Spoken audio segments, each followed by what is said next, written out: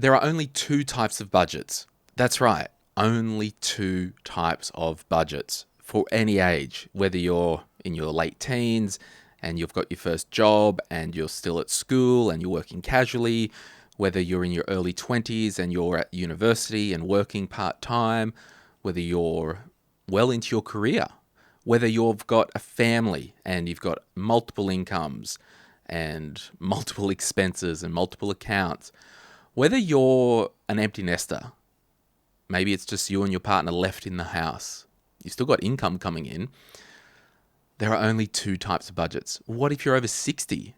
What if you're retired? You fit into these two categories, and we're going to chat about them today. We're also going to talk about the two budget killers. Now, I'm doing these episodes as a bit of a reminder. It still is the start of the year, and I don't think the year starts until after Australia Day. So we are realistically at the start of a year still. So I want to talk about some of these basic things. We can't do today's episode without the help of Sky Wealth. Sky, they provide insurances for you and your loved ones. I'm talking about life and income insurances. I'm talking about life and income insurances. You are the biggest asset. You need to protect you. If you weren't around anymore, will you leave your spouse and kids without a mortgage and with cash in the bank? It's up to you. You've only got one shot at doing this. Sky and the team believe that everybody deserves to have all options presented to them when it comes to their personal insurances. You can go to sky.com.au and reach out, have a 15-minute conversation. They'll walk you through the process and you're in such great hands. Please make it a priority to get your life and income insurances sorted out today. My name's Glenn James. We're going to talk all about budgets, and we might even talk about how to start this year well. I've got some ideas that might help you. Let's do a podcast.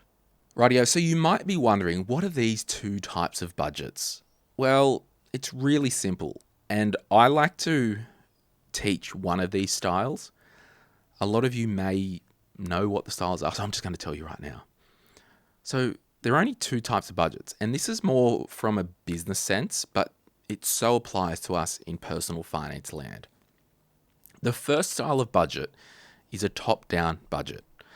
The second type of budget is a bottom-up budget. Now, we'll break both of them down,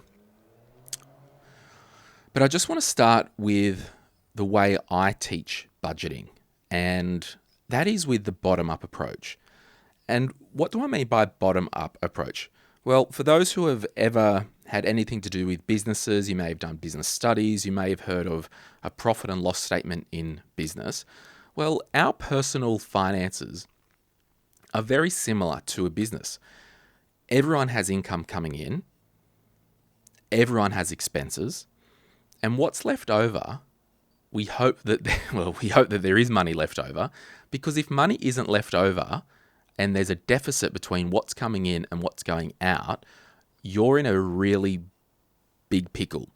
And generally speaking, if you've got credit card debt, Afterpay, personal loans, and you've never really got on top of your debt, it's probably because you're overspending.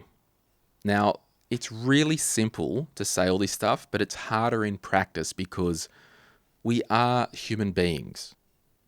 We're not human doings. If we were going to be human doings, we'd do this good, right? But because we are humans, there are habits, there are behaviors that we've got to attack. The reason why I believe a bottom-up budget is the best way to go if you already have an income and you've already been established into your life, and we'll talk about those who are at university and some late teens.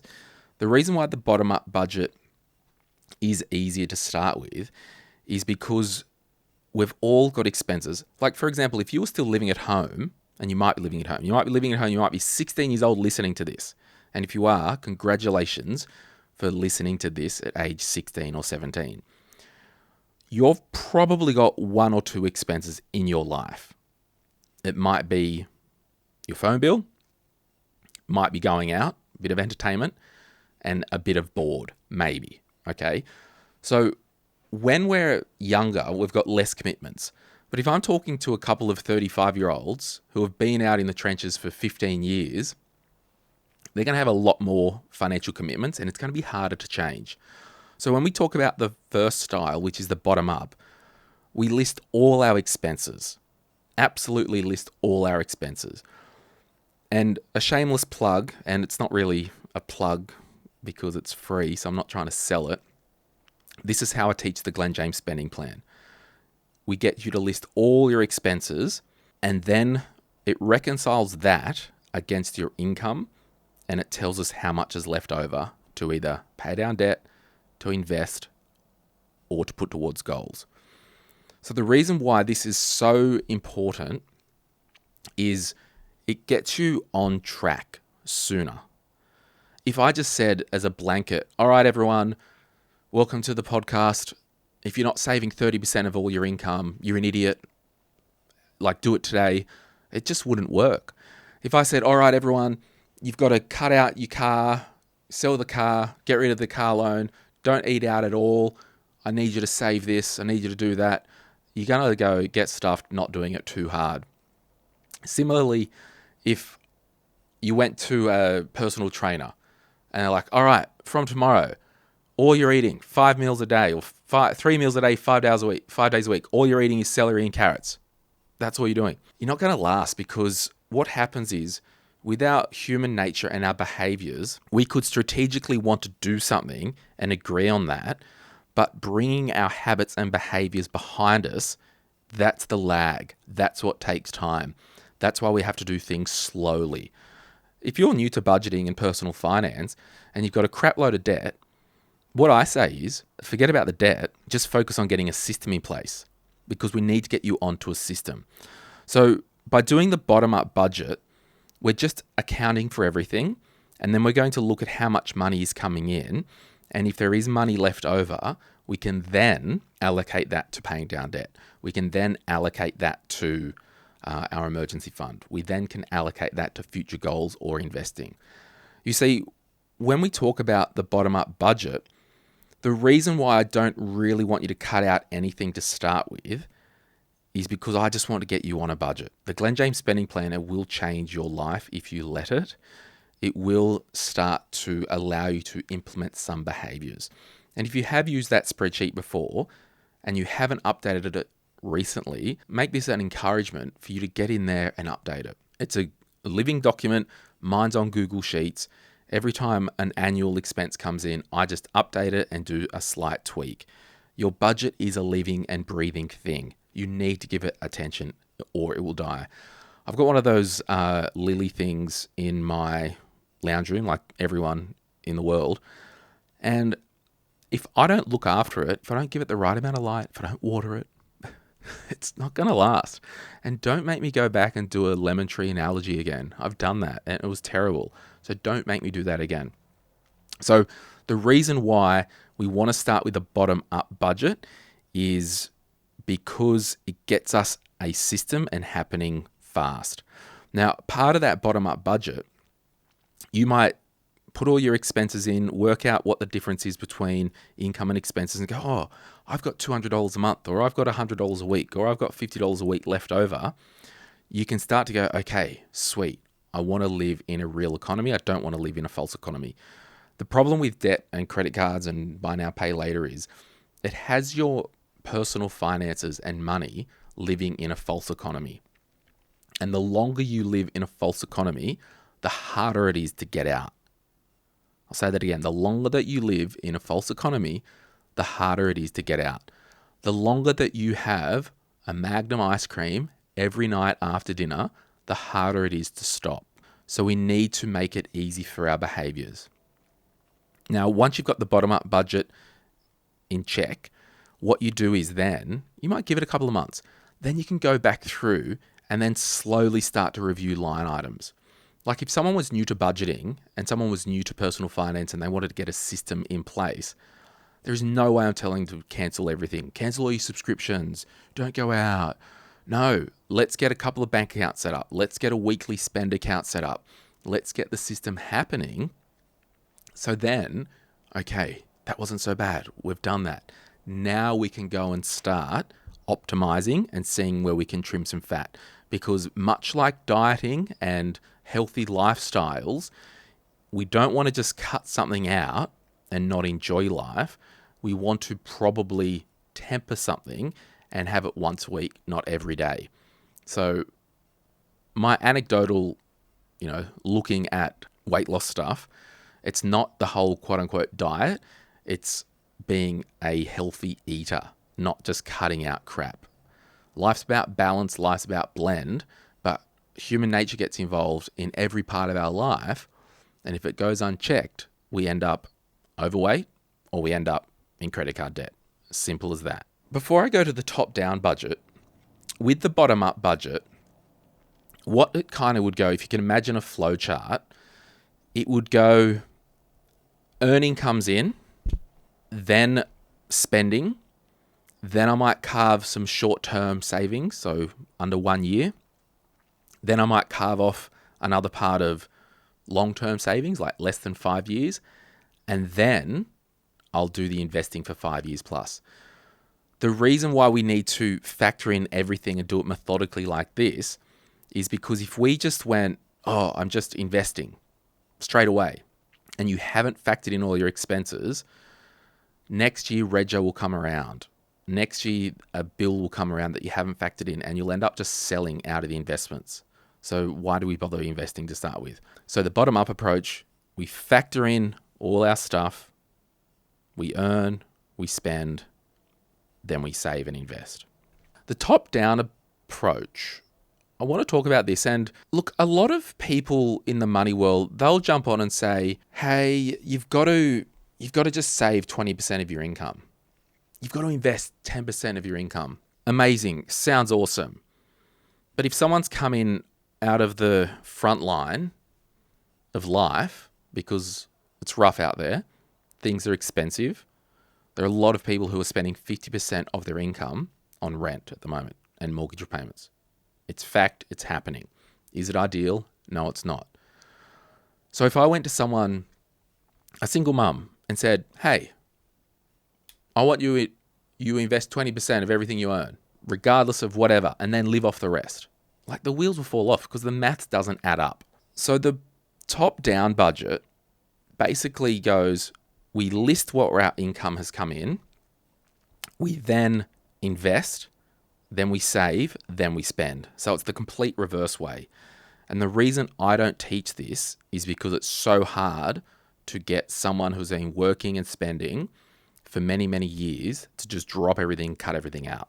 I really think, the top-down budget is good in theory, but it only really works for those who are very militant and like 100% dialed in. You're an engineer who's pursuing an aggressive fire and, you can do it that way. You're ultra frugal.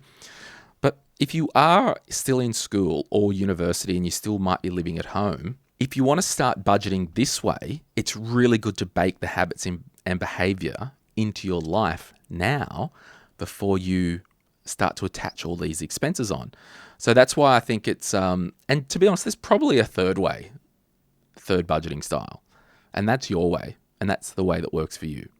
I'm not your guru. I'm not here to tell you which way to do what, but these are just anecdotally examples that I've seen where most of the time people either do a bottom-up budget or a top-down. I'll just swing back to the bottom-up. The reason why I teach the bottom-up is because no matter who you are, you wake up every morning with expenses. So we've all got expenses. We've all got this critical mass of how much it costs us to wake up of a morning. And that needs to be covered. You can't decrease your rent overnight. So we just need to get a system in place. And I personally find the bottom-up works that way. And that's why the Glen James Spending Plan spreadsheet builds a budget in that way. So you set up the systems, you set up the processes, and then it will tell you how much to put in which account each week. And then the little what's left amount, your goal is then to gamify it. You could create a second copy of the spreadsheet and go, okay, what would it look like if I cut out all my subscriptions, I cut out all coffee, I sold the cat and gave away the kids and all that stuff. Like, you could actually run some scenarios. But back to the bottom down budget, which is earn, invest, save, spend, as opposed to earn, spend, save, invest, okay? It's really good to get in a habit if you are still living at home where you could go, okay, I'm going to try and save or invest 20 or 30% of my income each time I get paid, and I'll live off the rest. And to be honest, if you're really, and this kind of plays into whether you're a spender or a saver, right? I'm a spender by nature. Hi, I'm Glenn. I'm a recovering spender. Hi, Glenn. Hi, Glenn. That's the group saying hi to me. I go to Spenders Anonymous, right? So it is in my nature to spend money. It's annoying. Have a lot of fun, by the way. Not going to lie. It's fun. So I've had to really put systems in place to help me.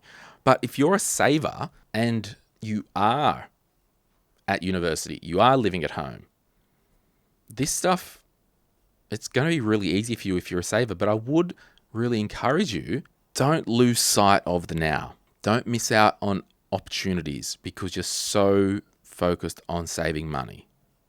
And that's the dance, isn't it? You save and you want so much saved and you see and love your savings account increasing each week. But when your friend's like, oh, hey, we should go to this concert. Nah, don't have the money. Piss off. You got all the money in the world. You just don't want to spend it.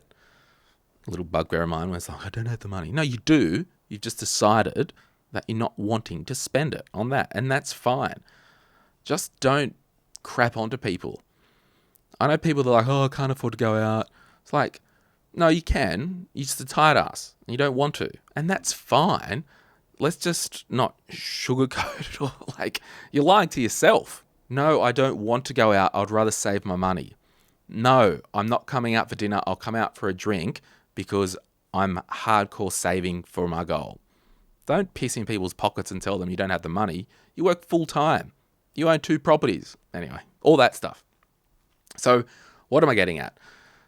I'm getting at the younger you are, the easier it is to change. The less expenses you have, the easier it is to change. If you are under 25 and you're starting out your life, I want you to treat your personal budget and your finances like you're a startup business. Expenses, it's agile. You know, we're not going to lock into a 2-year phone plan. We're going to save up. We're going to buy a phone outright. We're not going to go on a contracts or gyms and all that. We're going to do month by month where possible, because if the situation changes, you want to pack up and piss off overseas, you can just turn everything off and be agile and change. Don't tie your life down while you're young. Keep your budget lean, keep your budget agile. Now, back to some budgeting tips for those who, and I'll just finish at this, at university. You're at university, your whole reason for living is to finish university and pass and not have any consumer debt. I don't care if you finish university and you got $10 in the account. All good. Forget about HECS. That's fine. Help. That's fine. That will sort itself out. But for now, your financial reason for living is to get through university without any consumer debt. Now, that could be a high bar for some and a low for others. But that's what I want you to do. That is your focus for life. Finish uni, no consumer debt. $1 in the bank account is better than having $1,000 debt and finishing uni. If you're single, and we'll move on to you've been in the workforce for a while. Now, if you've got a single income, you might be single by choice or by life, haven't met someone and shacked up and all that stuff. There's actually nothing new. There was some chatter in the Facebook group about money for single people, and I did an episode at the end of last year on this stuff, but realistically, there is a single tax. And I mean that by the scale thing. If you've got to pay $500 a week rent somewhere, if you had a second person, it's $250 each. You know what I mean? Like, it is hard out there. It is tough out there. And we talk about setting goals and being very intentional and dialed in with our money. As a single person, you have to be even more dialed in and intentional. And the only reason why is because there's less margin. So if you had 2 incomes coming into a household, oh, we've got money floating everywhere. Oh, it's great. It's grand. You can be a little bit sloppy with your goals because you can get comfortable with what you've got. And I know some people are listening going, yeah, right, there's two of us in, there's two incomes in, and we're dying. Yeah, I get it. It's rough out there. But there are some other households, because this podcast is such a diverse audience, there's lots of people printing money, and they're getting a bit like comfortable and not focusing on their goals because they've got that much money coming in and life's good. They've got margin to move. Where if you're single, you need to be dialed in. Every single line item has to be maximized, has to be reviewed. Go to bloody Costco with a couple of other single friends, fill up the trolley, split it. I don't know. We've got to control what we can control. And, just being single and really dialing in is all I can really encourage you to do, because there isn't any magical thing to get money to appear out of nowhere other than earning more. In fact, I'll remind you all of the 4 budget levers. The first, and these 4 budget levers we can pull, you may have heard it before, but I'll say it again. All these 4 budget levers can be pulled, whether it is a top-down budget, and I'll repeat again, top-down, we're doing income, investing, saving, spending. Bottom up, income, spending, saving, investing, okay? These 4 levers can be pulled with either style budget. The first budget lever is to increase income. So you want to keep everything. You want to keep your savings where they are. You want to keep your 15 lattes a day where they are. You want to keep all your subscriptions and your gym where they are. Okay? Increase your income. That's one lever. The second lever, you want to keep all your freaking lattes and going to Grilled 15 times a week because it's so expensive. You want to keep your gym. You want to do all that. But you don't want to increase your income. You have to decrease savings, okay? This is law, this is science, this is life. Don't at me to say, oh, you can't say that. Well, I just did. There are only 4 levers that you can pull in the only 2 styles of budgets that there are. So decrease savings, okay?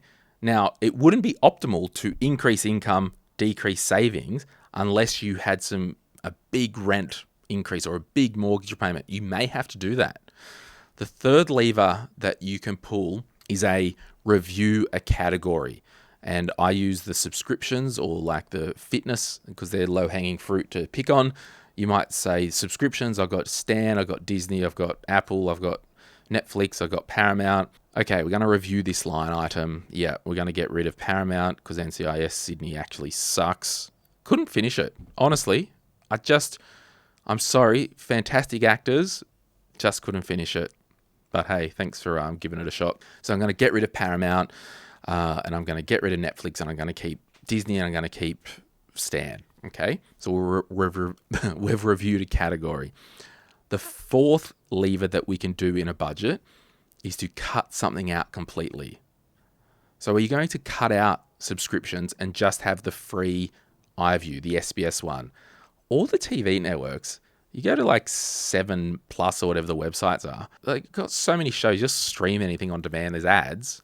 Like if you really wanted to, like, yeah, we're just going to get our entertainment from the free-to-air apps and ABC iView and YouTube, you could do that. So you could, ideally, we want to focus on reviewing line items and cutting out stuff before we decrease savings and increase income, because not everyone can go out and get more money because they might not have the time to do a overtime or a side hustle or get a pay rise at this time. Back to the singles thing, you've just really got to maximize that category, as in, well, the whole 4 levers. That's what you got to maximize when you're a single person with a budget. You need to be hyper aware of your career, because remember, at the time and at the moment, it's only you. So you need to be the champion for your career. I need you to get a copy of the book, Sort Your Career Out and Make More Money. It was written for you. You have to be hyper focused on your budget. Choose whether you want to bottom up or top down. That's fine. But you have to be so hyper focused. And double income, you have to be hyper focused for the opposite reasons. And that really is, you just don't review it. There's money coming in. We're wasting money. And I've kind of been guilty of letting my budget blow out a bit. Like, I need to stop Foxtel at the moment. I pay for it for the F1 and the V8 supercars. It's been the off season for a couple of months, and that $54 a month is coming out of my account. Like, I'm not above any of this stuff. So it's kind of that single/high income or double income that's when you can get in a bit of a trap, okay? Because you just get used to it, and I'll talk about the budget killers because that kind of leads into it. Now, a lot of people have said to me, well, we're retired, Glenn. I'm talking in a mature, retired voice. Well, Glenn, we're retired from the workforce, and we've got a sophisticated investment plan with our advisor, and it's great. We've got equities, we've got fixed interest, term deposits, we've got our rental property, and we've got our caravan. We are retired from the workforce, Glenn. Do we need a budget? Yes, because remember, I don't care if you're 16 or 67, you've got income coming in and you've got expenses going out. There needs to be a reconciliation of the incoming versus the outgoing and what's left over. Simple as that. If you're retired, talking to you, mummy and daddy, you've got your money coming in from your superannuation pensions, you've got your Centrelink supplement coming in each fortnight, you've got income, you've got expenses. I know that you go to the IGA down the road. I know that you've got internet at home. I know that you've got car registration and insurance because you've got a second car. You can only get one on Centrelink, I believe, in terms of the free rego. You've got bloody trips. You go out for lunch. You go to the pub. You've got expenses, and I categorically know you've got an income. So don't get under this illusion that when we retire from the workforce, we don't need to stop budgeting. We don't need to start budgeting. We don't need to budget, whatever. If you've got an income and you've got expenses, you need a budget. It's simple as that. And there's no magic way. Like you could get, if you're 67 and have retired from the workforce, you could get the Glenn James spending plan, the first tab, income, done. Different types of income. You might have some employment income if you're working a day a week. You might have some superannuation pension income. You might have some Centrelink income, done. Next tab, all your expenses. You're not going to have a mortgage repayment if you've paid off the mortgage, but you will still have expenses. You will still have entertainment. You will still have taking the grandkids out. The third tab will tell you where to put your income each week, and it'll tell you what's left over. You really need to do this. Personal finance rises and falls off the back of your personal budget. I kind of did and didn't touch on it. Well, I actually didn't. But we've heard the zero-based budget, right? Where that is, you basically run a top-down. So you get your income and then you just allocate it to all expenses. So there's zero left. And the spending plan, I don't love that personally, because if I'm transferring a few $100s a week over to my weekly spend account, I've not ever been to Woolworths to do my weekly shop and pay the exact amount each week. It hasn't happened yet. Because one week, probably every 6 months, or however long it takes, I need to buy dishwasher tablets, and they're $5,000. So some weeks I spend more at Woolworths than the other. I don't have to buy, popcorn. I buy the kernels and cook it on the stove. I don't have to buy popcorn every week. Sure, I buy apples and bananas and fresh produce every week, but I don't love the idea of allocating an exact amount to a grocery line item. I like to just budget and say, yeah, on balance, we think we spend $200 a week, $300, $400 a week at the supermarket. And then it kind of lives and breathes as it goes. But remember, the best system is the one that you've got and the one that works for you. I want to talk about now the two budget killers. And I kind of have touched on these, but I want to really bring it home. Budget killer number one, laziness and apathy. You want good results? Don't be lazy and don't be apathetic with your budget and spending. Simple as that. I'm not saying check your bank accounts every day. I'm just saying make your spending plan a living document and be over it. Be on top of it. Make sure you know what's coming in and what's going out. Make sure you're aware of, that insurance is due. Yeah, it's $1,200 this year. I thought it was around $1,100 last year. Oh, I've got to be on top of it. If you want results in your life with anything, whether it's your budget, whether it's your relationships, whether it is your fitness, whether it is your health, whether it is your hobbies and pastimes, the killer of that thing will be laziness and apathy.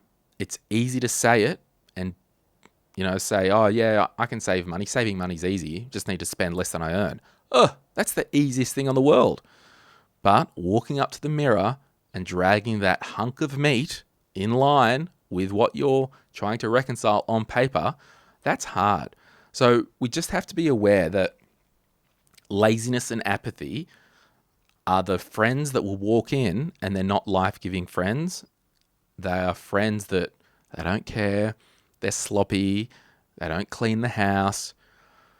Laziness and apathy. Have you been lazy with your budgeting? Have you been apathetic with your own money? Maybe today is the little giddy up that you need. The second budget killer is not understanding it is a living and breathing document. And I talked about this just before. Your budget is an organism. It breathes, it lives, it increases, it decreases, it contracts, it whatever, it moves. It's a balloon. At the moment, with the cost of living squeeze, you're really feeling it's like, it's tight. It's, got to give it a bit of a massage because it's tight at the moment. But if you don't acknowledge that your budget or your spending plan is a living and breathing document, you will not have success. You need to give it that attention. And that coupled with laziness and apathy, they're going to be your only budget killers. The third one is as well, there was two, but whatever, there's a third one I just thought of. If you're in a relationship, not having your spouse and partner on board. It's the start of the year, and if you're pulling your partner behind and your partner has got grazed knuckles because they're just like, I don't care about anything. I'm just a buffoon. I just walk around grazing my knuckles. Like, don't go through another year of them not being engaged. I want you to understand, if they're not engaged with the money part, how do we get them engaged, or at least understand? And 100%, if they're not engaged, and they won't be, it's probably not a money problem. You probably have bigger relationship problems. Because why wouldn't you want to be with someone who is engaged with life and doing life together? Just got cold out there, just got quiet. Some of you are in really crap relationships. And you think it's a money problem, but it's not. It is a relationship problem. Am I a couples therapist? Yes. Nah, just kidding. You need to go and get some counseling. If your partner won't go by yourself. You can't keep doing this. You can't feel like you're pulling everything yourself. You can't push a rope. You just can't do it. So you have to get them to where you're at. And I know some couples that they've got the best relationship under the sun. One person is more engaged with the money. That's fine. That doesn't mean the relationship sucks. They're interested in like, oh yeah, so you've got it under control. Yep, sweet, I'm happy. But you know what I'm talking about when they're burying their head in the sand and don't even care about their freaking family's future by being dumb. And also, if they're gambling constantly, that will wreck your life. It'll be only a matter of time. If you guys are worried that you don't have money for this and don't have money for that, and one of you or both of you are gambling on a consistent basis, you got to cut that crap out. It's going to get you. You're not going to win. You might in the short term, but gambling, it will wreck you.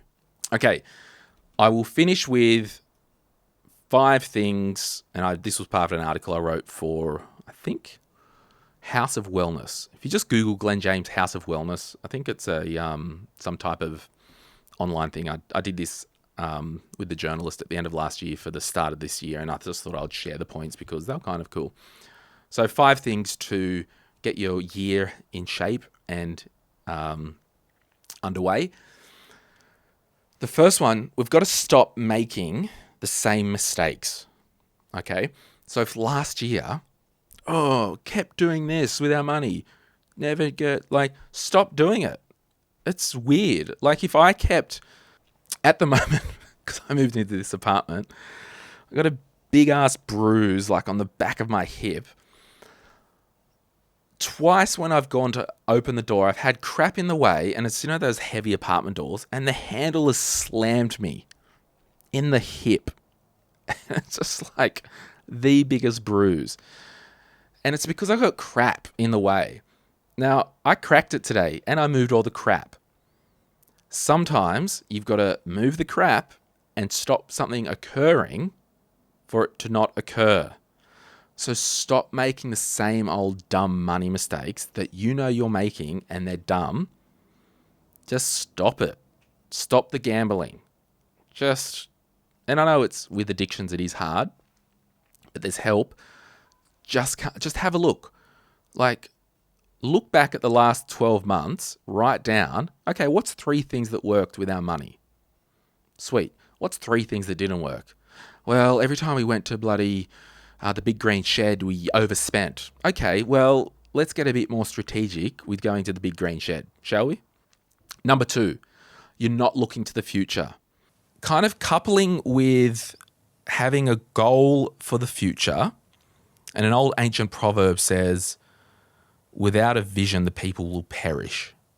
So you need a financial vision for your life, and then with that, keep that at the forefront of what you want to do with your money, and that will stop laziness and apathy, and it will really make you dial in to this living and breathing document. So you've got to look to the future. I don't care if the future is next Thursday to get through to payday. That's fine. We're all at different stages. I don't care if the future's in a month or 6 months or a year. You might be underway. It's like, yeah, we're humming along. Things are good. We're looking 3 years' time. We're going to have a deposit for this, and awesome. We've got to look to the future. Number 3, and these kind of dovetail, you've got to start being intentional with your money. When was the last time, we'll use the Big Green Shed, we're going to get a new hose for the garden. That's all we're getting. If it helps you, do click and collect. Be intentional with your money, and having a good spending plan or cash flow system will really help you be intentional, and not having laziness or being apathetic around your money will help be intentional. A mistake would be sticking to a restrictive budget.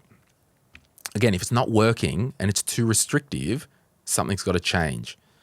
Because if you only had X amount a week to have at the supermarket, and you're like, oh, every bloody week we're $50 short and I have to transfer it out of my savings and it pisses me off. Well, I'm going out on a limb to say you probably just need to allocate an extra $50 a week for the supermarket. Things are expensive. Don't be too restrictive. Living and breathing things, yes, we need to tie them down. So you might have a stake in the ground. You might be growing some tomatoes. Sure, you've got a little thing tied around it to keep the stalk up, but it's not strangling it. Living and breathing things like budgets, sure, they need to be tight and, in check or tied down or whatever, but you know what I mean? But don't have them so tight that it's affecting your weekly life. You may have to save $50 less a week to have a better week. And then the 5th thing that will really get you not happening, you've got to get the basics sorted. A couple of weeks ago, we did the episode on emergency funds. This is on budgeting.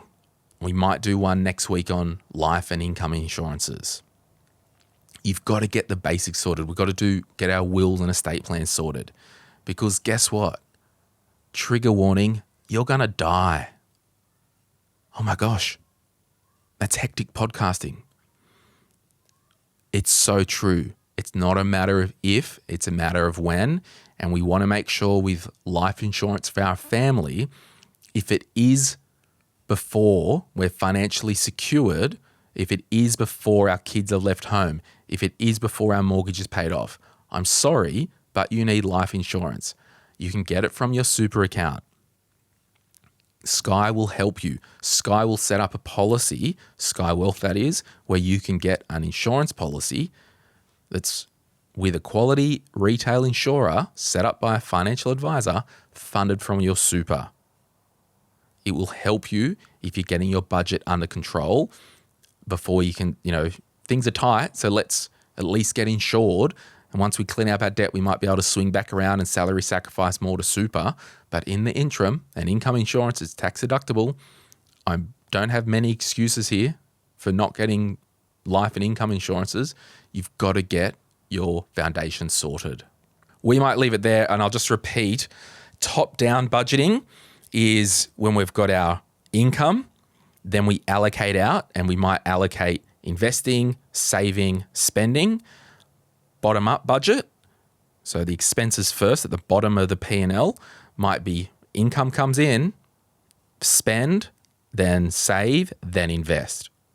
Perfect world is to always invest first, but don't stress if you don't have the spare money and all that. We just need to get a system in place, and around these walls and corridors, we talk about the Glen James spending plan. It's a free downloadable online course. We used to charge for it. I think we used to charge like $99. I just want to give it away, get the word out there.